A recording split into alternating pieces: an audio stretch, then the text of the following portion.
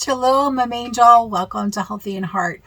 What if I told you the Apostle Paul was not universally accepted in the early days of the faith?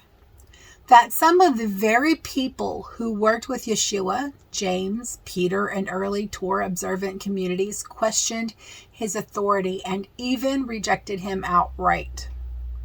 Stick around because today we're looking at why the rejection of Paul is more than a historical footnote. It's a spiritual red flag that still matters today.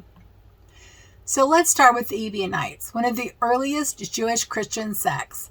They followed Torah, they honored James as their leader, and they completely rejected Paul. According to early historian Epiphanius, they believed Paul was a Greek impostor who turned against the commandments of Jehovah. They didn't include Paul's letters. They didn't trust him, and they weren't alone. Then there are the Pseudo-Clementine writings, also known as the Clementine homilies. These are texts from the 2nd century. In these, Peter debates a man named Simon Magus, but many scholars believe Simon is really Paul in disguise. Why? Because this Simon taught against the law, claimed authority from visions, and clashed with the original apostles. Does that sound familiar? Peter in these texts calls him a danger to the community. And this is not just friendly disagreement, it's spiritual opposition. Now let's consider the Essenes and their cousins, the Elcesaites. I think I pronounced that correctly. These Torah-obsessed sects also rejected Paul. They believed in ritual purity, Sabbath keeping, and all the commandments of Moses. Paul's message that we are not under the law to them was heresy.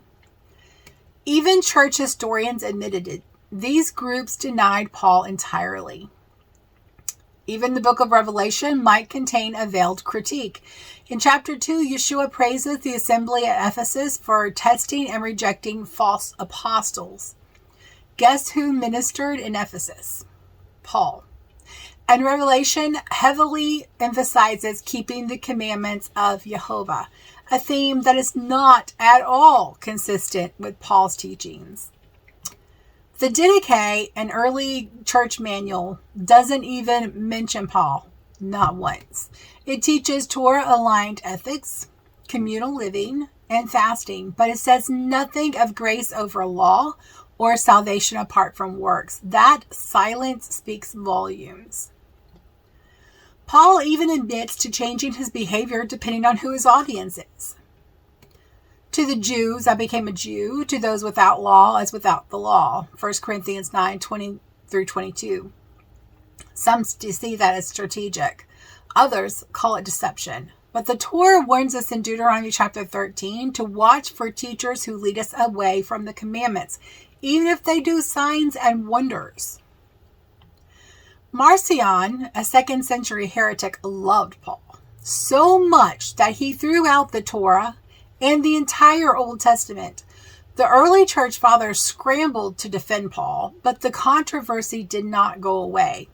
Why would it, if his teachings were so clear? So why does all this matter today? Because Torah is the standard, not popularity, not tradition, and not even church canon.